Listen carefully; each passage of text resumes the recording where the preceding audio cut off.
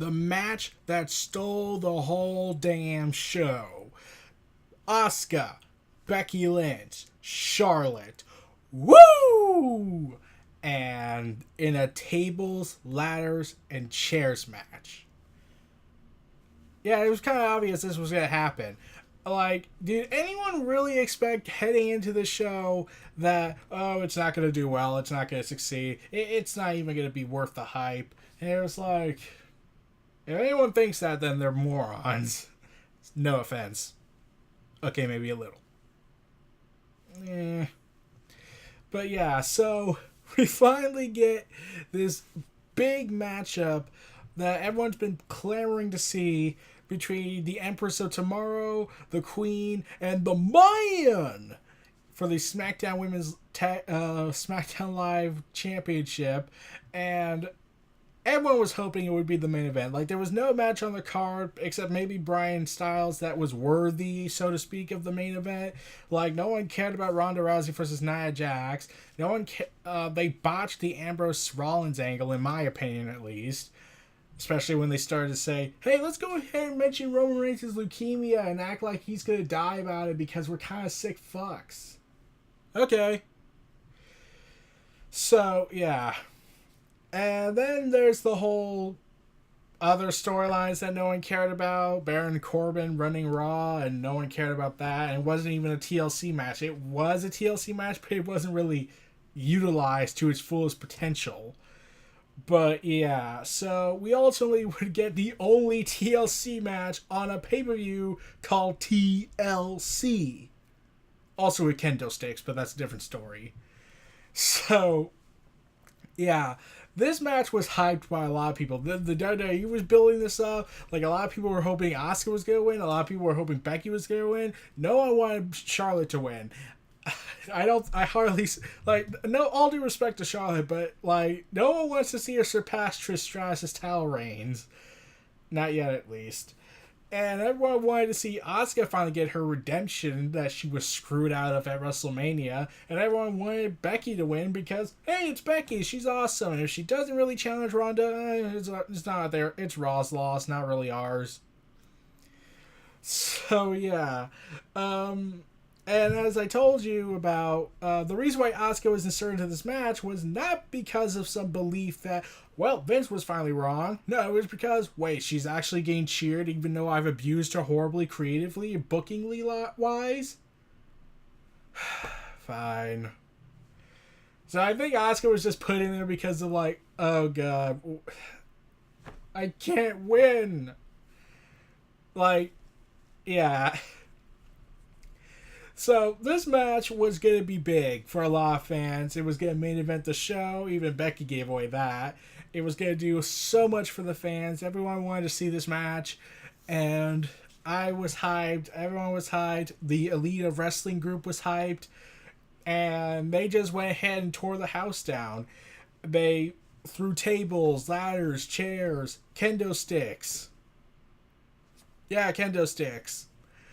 They were killing it in that match. Like, Becky and Charlotte seemed to underestimate Asuka. Not like the, you're not good enough. No more like the, yeah, we're too distracted with our hatred for each other. Reminds me of another rivalry that had two guys who hate each other but were completely ignoring the third guy. Huh. They don't mention him anymore. I think he was labeled as the Voldemort of wrestling. But, yeah, anyways, moving on from WrestleMania 20.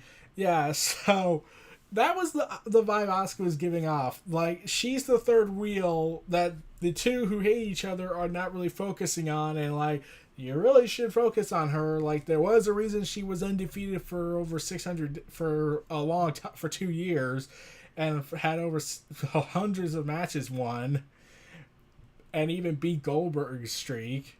Both the real one and the overblown one. But, yeah, everyone was really wanting this match to do so phenomenally well. Like, here is all this amazing talent you got. You got all this talent, and you have them in a stipulation matchup that's just begging for a ripening of opportunity here. And Charlotte really showcased herself in this match. She was showing the more darker, aggressive side to her. Like, no one wanted to see her win, especially them trying to fix the she's a face mentality. But, yeah, Becky was awesome. Charlotte was awesome. Asuka was awesome. And hell, Becky got revenge on Nia Jax earlier in the night by punching her. Woo! And so to speak, and then Ronda Rousey revealed that she was going to get involved one way or another, and I was thinking, oh boy, it's going to get big. So, yeah, I had predicted in the night, heading into this match, that Asuka was going to win, and that Becky was going to get screwed by Nia Jax, especially after that confrontation, and that Becky and that Charlotte would get furious and attack Asuka, leading to Ronda making the save so they can set up their match for Royal Rumble, and then move forward to having Nia be eliminated by Becky in the Royal Rumble match, and go on to win the main event at WrestleMania by dethroning Ronda Rousey. I can dream. So yeah, this match was pretty chaotic. Charlotte was spearing people left and right, spearing Asuka through the barricade. You had Becky displaying her awesomeness and confidence in her character, and then you have Charlotte, and then you have Asuka being the War Empress basically, and the Empress of Tomorrow had kendo sticking people left and right, and then never say die attitude. It was like, oh god, this is so awesome. Awesome. And you have all this great talent, and it's like, how? There's no way they could screw this match up. No way they could screw this up. Like, even if Charlotte won, that wouldn't really screw things up. In fact, it could give way to an Asuka redemption story if they went there.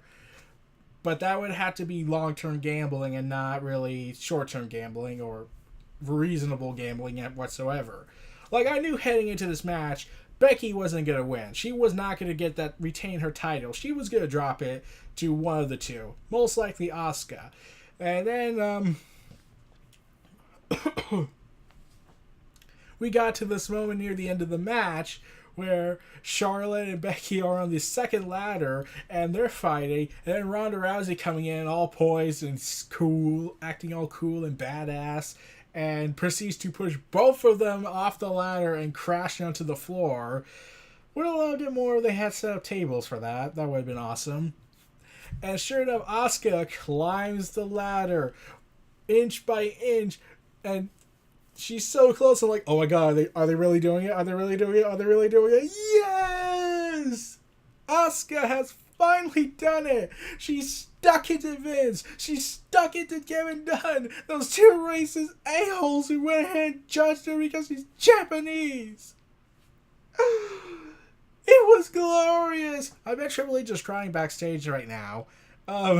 To see this woman who was horribly judged and condemned for her foreignness, and is finally being given a chance to make a run with the title, all because Vince realized, wait, she's popular than Charlotte, and she was the second loudest next to Becky. I hate this, but I'm gonna have to do it.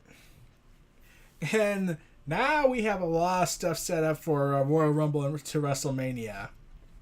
Like, there's been conflicting reports of Becky versus Ronda, or Charlotte and Ronda and Becky, and I don't think they're going to do the triple threat match. I hope not. I think they're going to do what I think is Ronda Rousey versus Charlotte at the Royal Rumble, then go on to have Becky win the Royal Rumble and defeat Ronda at WrestleMania, which I will perfectly be fine with. And Asuka's going to have a huge run with the title, hopefully.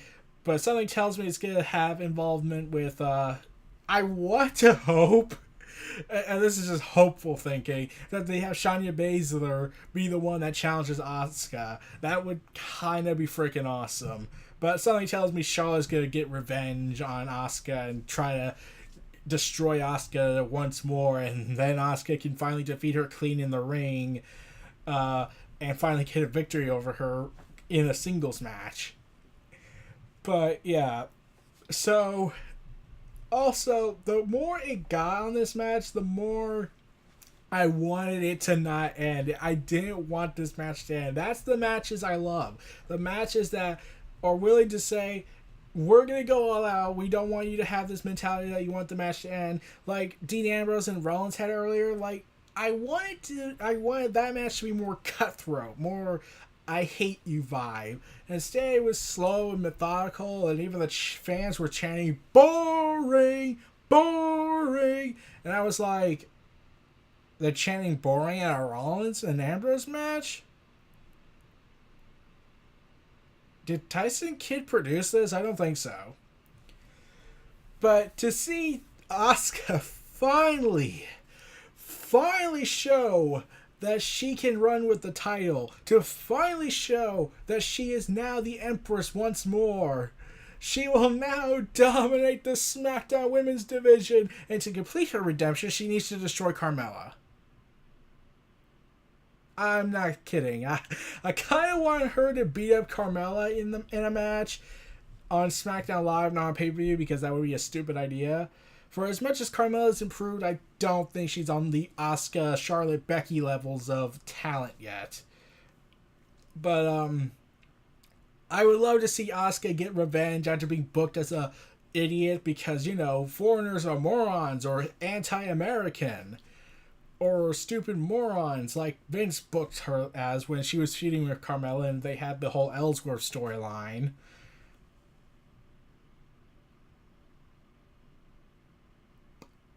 Yeah. So, yeah, Asuka, Charlotte, and Becky Lynch, the Empress, the Queen, the Man, stole it. They tore the house down. Like, if they had screwed this match up, AJ and Bryan would have won. Like, this was the only TLC match on TLC. I won't count Strowman and Corbin because that was an angle, not a match. So, yeah, they really need to retire that pay-per-view name. They should just stick it to being a gimmick match and not a pay-per-view event. That's the one thing that aggravates everybody. Why are you making a match, a pay-per-view based off of a match name? It doesn't really it takes away the magic of finality or epicness and blocks it in one location and it won't spread out. Like, you won't get a Hell in a Cell match on a Survivor Series. You won't get a TLC match at WrestleMania. You won't get a Money in the Bank match at WrestleMania. You won't get an Extreme Rules match on anywhere the Extreme Rules, and even then they'll screw it up. So yeah, I was ecstatic. I was happy. It was everything I wanted it to be. I just wished it was forever. That's the one complaint people can make.